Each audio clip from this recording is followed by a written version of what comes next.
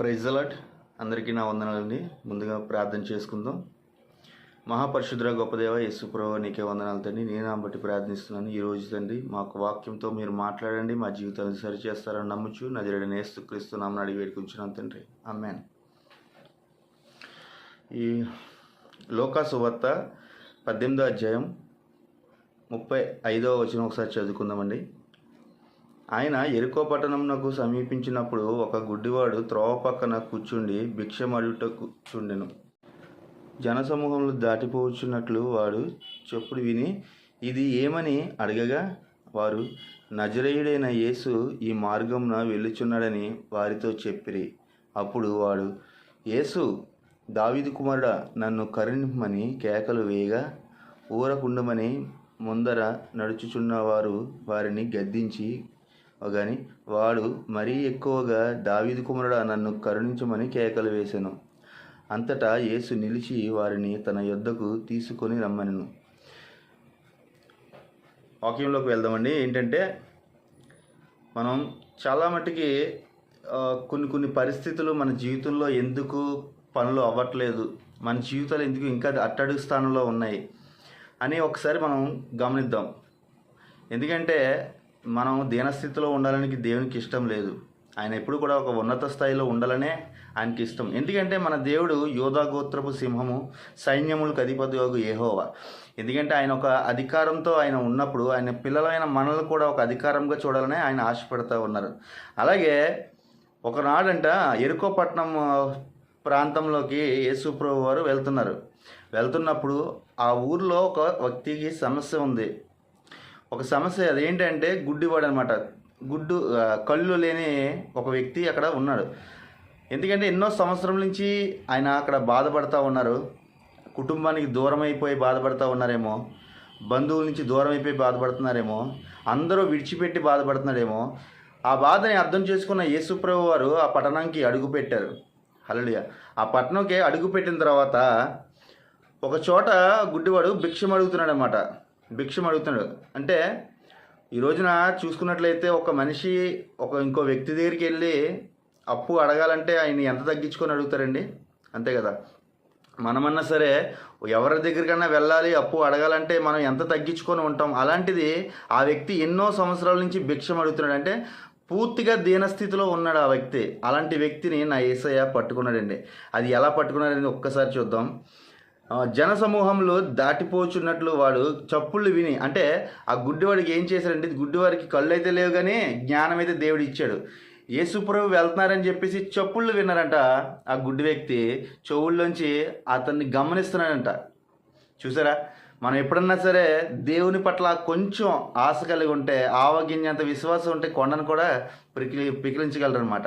అందుకని దేవుడు చెప్తా ఉన్నాడు, విశ్వాసం అనేది మనం నిలబెట్టుకోవాలి. ఎప్పుడైనా ఆ విశ్వాసాన్ని ఆ భక్తుడు నిలబెట్టుకున్నాడండి.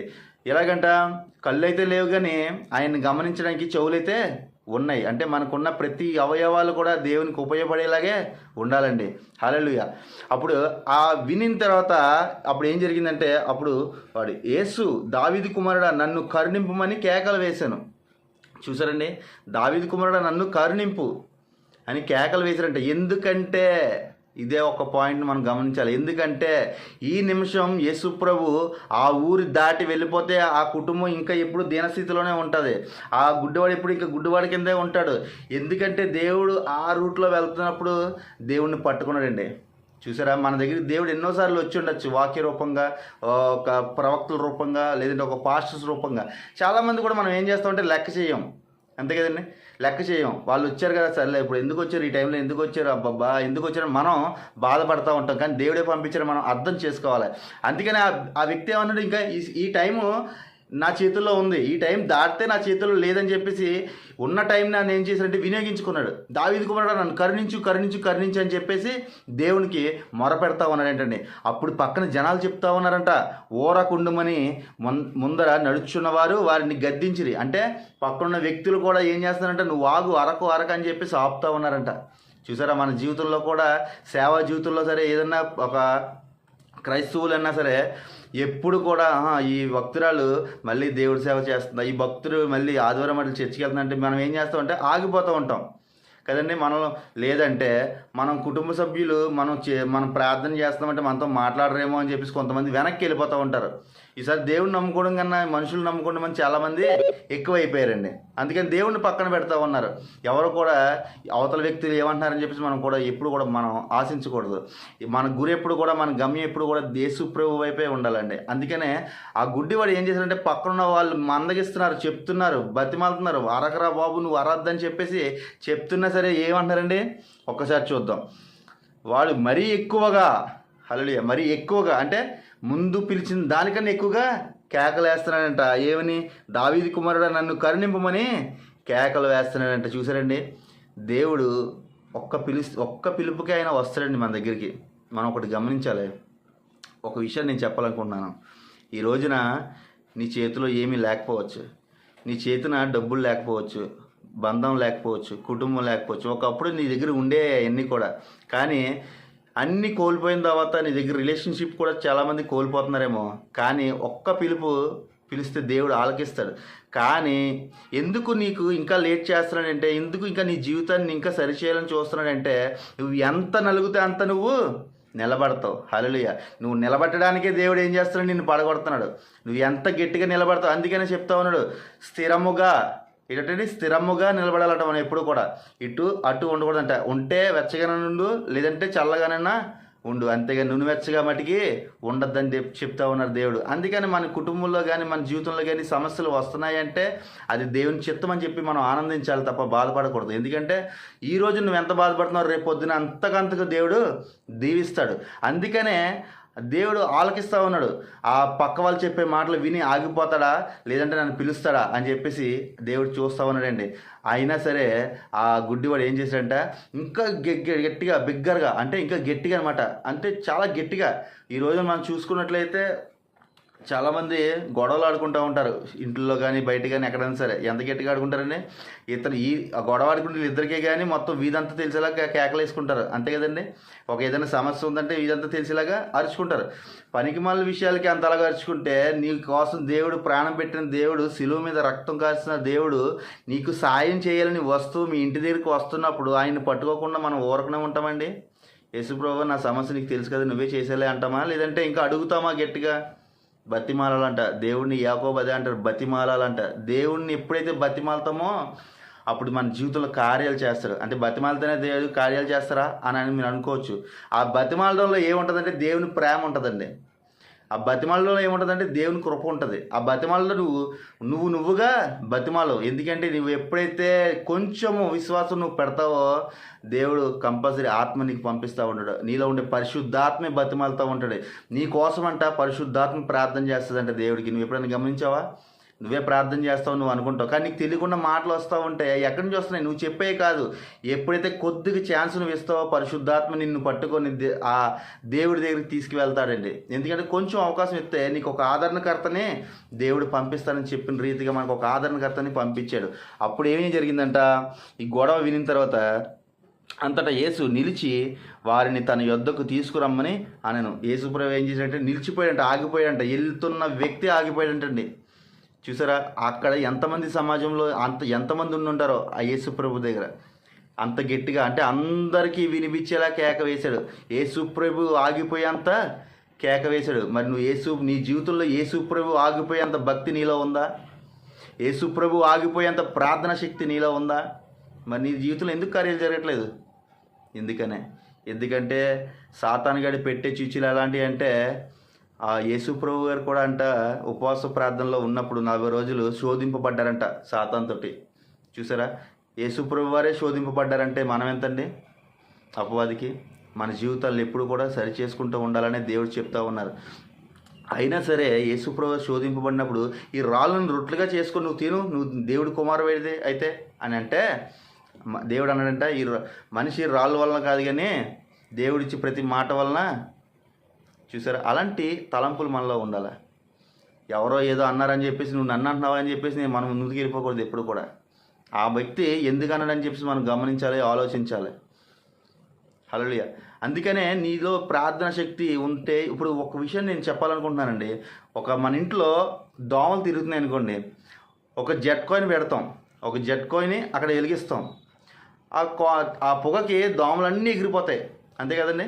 దోమలన్నీ కూడా ఉండవు, చచ్చిపోతాయి. ఆ జెట్ కాయిన్ స్థానంలో నీ ప్రార్థన పెట్టండి, నీ ప్రార్థన ధూపం పెట్టండి. నీ ఇంట్లో ఏ సమస్య ఉంటుందంటారా? ఉండదు. ఆ అపవాదికి చోటు ఉండనివ్వకూడదు. ఎందుకంటే వాడు ప్రతి చోట ఎంటర్ అవ్వాలని ఆలోచిస్తాడు. ఎందుకంటే నువ్వు చేసే ప్రతి పనిలో వాడు చేయి పెట్టాలని ఆలోచిస్తాడు. చూసారా, దేవుడి కన్నా సాతాను గడే నీకోసం ఎక్కువ ఆలోచిస్తాడు. హల్లెలూయా. అప్పుడు నువ్వు ఎలా ఉండాలి? సాతాన్ని ఎదిరించే శక్తిమంతుడిగా నువ్వు నిలబడాలా. నువ్వు ప్రార్థన చేయించుకోవడానికి నువ్వు వెళ్ళకూడదు, నువ్వే ప్రార్థన చేస్తే కార్యాలు జరిగేలా ఉండాలి. హల్లెలూయా. అలాంటి భక్తిలోకి నువ్వు వెళ్ళాలా. అందుకనే ఆ గుడ్డివాడు అక్కడ అంత పెద్ద కేక వేసిన తర్వాత యేసుప్రభు గారు ఆగిపోయారంటండి. ఆగిపోయి ఏమన్నారంట? వాడు దగ్గరకు వచ్చున్నప్పుడు నేను నీకేమి చేయగోరుచున్నానని అడగగా వాడు, ప్రభువా చూపు పొందగోరుచున్నా నేను. యేసు, చూపు పొందుము, నీ విశ్వాసము నిన్ను స్వస్థపరచును అన్నాడు. అంటే యేసుప్రభు గారికి తెలియదు అంటారు అతనికి చూపు లేదని తెలుసు, కానీ ఈ వ్యక్తి ఏం అడిగాడంట? ఉన్నదే అడిగాడు. అందుకనే దేవుడికి మనం అడిగే పద్ధతి కూడా బట్టి ఉంటుందండి. కోట్లు కావాలి, లక్షలు కావాలి, లేదంటే నాకు ఈ పనులు చేయాలి. చాలామంది కూడా అవసరం లేని పనులకి దేవుడిని మొక్కుతూ ఉంటారు కదండి. నాకు ఈ పని అవుతే ఈ కార్యం చేస్తాను, గుండె గీయించుకుంటాను, ఈ పని అవుతే ఇచ్చేస్తాను. దేవుడు తల కావాలండి. దేవుడికి నీ వెంట్రుకలు కావాలా? అవసరం లేదు. దేవుడికి ఏం కావాలంటే నీ హృదయం కావాలి. దేవుడికి ఎప్పుడైతే నువ్వు హృదయాన్ని ఇస్తావో నీ జీవితంలో అద్భుతాలు జరుగుతాయి. అంతేగాని దేవుడికి కుక్కనే మేకనే బలి ఇవ్వకూడదు, అంతే కదండి. ఆయన ఎప్పుడో బలి అర్పణ అర్పించాడండి నీకోసం, నా కోసం. ఆయన రక్తాన్ని బలి అర్పణగా అర్పించి మన అమూల్యమైన రక్తంతో ఆయన మనల్ని కొనుక్కోవడం జరిగింది. మనం అడిగే పద్ధతి బట్టి కూడా దేవుడు కార్యాలు చేస్తాడు. ప్రార్థన కూడా మనం అడిగే పద్ధతి బట్టి కూడా గమ్మున త్వరగా రిలీజ్ అవుతుంది. మనకు ఉండే శోధనలు కానీ, బాధలు కానీ, దుఃఖములు కానీ, ఏదన్నా సరే. హల్లెలూయా. అలాగే ఆ భక్తుడు ఏమడిగాడంటే ఏది కావాలో అదే అడిగాడు. నాకు కళ్ళు లేవు ప్రభువా, నాకు కళ్ళు కావాలి అని చెప్తే నీ విశ్వాసం నిన్ను స్వస్థపరిచెను. ఇదిగో నీకు ఇచ్చేసాను కళ్ళు అని అంటలేదండి. నీ విశ్వాసం నిన్ను స్వస్థపరిచెను అంటే ఆ కుమారుడి దగ్గర ఎంత విశ్వాసం ఉందో అంతే కదండి. ఎంత పని చేస్తే అంతే ప్రతిఫలం అన్నట్టు. కొంచెం విశ్వాసం ఉందనుకోండి, కొంచెమే కళ్ళు వస్తాయి, కొంచెం లైట్గా కనబడతాయి. మరి ఆ కుమారుడికి పూర్తిగా విశ్వాసం ఉంది కాబట్టి పూర్తిగా ఏమైందంట? స్వస్థత జరిగిందంట. వెంటనే వాడు చూపు పొంది దేవుని మహిమపరుస్తూ ఆయన వెంబడించాను. ప్రజలందరూ అది చూచి దేవుని స్తోత్రం చేశాను. చూసారండి, మన జీవితంలో అలాంటి సాక్ష్యాలు ఉన్నాయా? ఎప్పుడన్నా అలాంటి దీనస్థితిలో ఉన్నప్పుడు ఎప్పుడన్నా అలాంటి ప్రార్థన చేసామా? దేవుని అంతలా పట్టుకున్నామా? చేద్దాం. ఈరోజు నుంచి ప్రార్థన చేద్దాం. ఎందుకంటే మనం లోకంలో పాపంలో ఉన్నప్పుడు దేవుడు ఒక మాట చెప్పాడు, నేను లోకానికి వెలుగై ఉన్నాను, మీరు కూడా లోకానికి వెలుగై ఉండండి అని చెప్పాడు దేవుడు. మన జీవితంలో వెలుగు ఉందండి. ఇంకా చీకటి బ్రతుకులో మనం ఉన్నామా? ఇంకా సమస్యల్లో ఉన్నామా? ఒకసారి ప్రార్థన చేసుకొని మన జీవితాలను మార్చుకుందాం. ఎందుకంటే ఆయన రాకడా మన ప్రోకడా ఎంత అవుతుంది. ఆ అంత్య దినమందు కూడా ఆయన అందరి మీద ఆత్మని కుమ్మరిస్తానని చెప్పారు. అలాంటి ఆత్మను మనం పొందుకుండేలా ఉండాలి. అలాంటి హోలీ స్పిరిట్ అనుభవాలు మనకు రావాలి. ఆయన ఎప్పుడైతే నువ్వు రుచి చూస్తావో ఆయన నిన్ను ఎన్నడూ కూడా విడువడండి. ఎందుకంటే ఒక ఉన్నత స్థాయిలో నిలబెడతాడు. ఈ రోజున సువార్త చేసే ప్రతి ఒక్కరు కూడా ఎక్కడి నుంచో వచ్చిన వాళ్ళు కాదండి, దీనస్థితి నుంచి వచ్చిన వాళ్ళే కూడా. ప్రతి ఒక్క పాస్టర్లు కూడా దీనస్థితి నుంచి వచ్చారు. ప్రతి ఒక్క సాక్ష్యాలు మనం చూస్తే కనుక ఎన్నిక లేని వారిని ఎన్నుకున్నాడు దేవుడు, అర్హత లేని వారిని అర్హతగా నిలిచాడు దేవుడు. ఎందుకంటే ఆయన గణపరిచేవారు నేను సమస్తమును చేయగలని చెప్పిన దేవుడు కార్యం చేశాడు. అలాగే నీ జీవితంలో, నా జీవితంలో కార్యం చేస్తాడు నమ్మచ్చు. ఈ ఒక వాక్యాన్ని దేవుడు దీవించిన గాక. కళ్ళు మూసుకొని ప్రార్థన చేసుకుందాం. మహాపరిశుద్ధుల గొప్ప దేవ యేసు ప్రభువా, నీకే వందనాలు తండ్రి. యేసయ్యా నీకే వందనాలు అయ్యా. ఈరోజు మీరు మాట్లాడిన విధానం బట్టి వందనాలు తండ్రి. అయ్యా విశ్వాసం మీద తండ్రి యేసు ప్రభువా ప్రతి కార్యములు చేస్తానని చెప్పు తండ్రి. అయ్యా మాకంటూ ఏదైతే బలహీనతతో ఉన్నాం తండ్రి ఆ బలపరచమని అడుగుతూ ఉన్నాం. అయ్యా మేము ఏదైతే ప్రార్థన నేర్చుకోలేక ఉన్నామో తండ్రి ఆ ప్రార్థన నేర్పించమని అడుగుతున్నాం తండ్రి యేసు ప్రభువా. నీ పరలోక ప్రార్థన నాకు నేర్పించండి తండ్రి యేసు ప్రభువా. అలాగే తండ్రి ఎవరైతే వింటున్నారో ఈ వీడియోస్ ఎవరైతే చూస్తున్నారో తండ్రి వారి జీవితంలో మేలు చేయండి, కార్యం చేయండి. ఏదైతే సాతాను శోధన ఉందో యేసు నామములో తొలగించమని అడుగుతున్నాను. Jesus hallelujah. గ్లోషియా మ్యాంటింగ్ అవుట్ రిమాంటింగ్ of power touch me hallelujah. Is the మ్యాంటింగ్ of power touch me hallelujah. గ్లోషియా రిహలద్దర ఏ స్పిరిట్ ఆఫ్ దేవా నీ పరిశుద్ధాత్మ శక్తి ప్రతి బిడ్డ మీద ఉండాలి తండ్రి యేసు ప్రభువా. నీ కాడి ప్రతి బిడ్డలు మోసే శక్తిగా ఉండి ఇలా సహాయం చేస్తారని నమ్మచ్చు. గొప్ప మేలులతో తండ్రి యేసు ప్రభువా ఏదైతే డోర్స్ క్లోజ్ అయి ఉన్నాయో వారి జీవితంలో ఏదైతే తండ్రి క్లోజ్ చేసిబడిందో తండ్రి యేసు ప్రభువా అది 7 రెట్లు తెరవమని అడుగుతా ఉన్నాం. జీసస్ హల్లెలూయా. ఈ రోజే కార్యం చేయండి, అద్భుతం చేయండి, స్వస్థత ఇమ్మని నజరేయుడైన నజరేయుడైన యేసుక్రీస్తు నామమున అడిగి వేడుకొంచున్నాం తండ్రి. ఆమేన్. Praise the lord.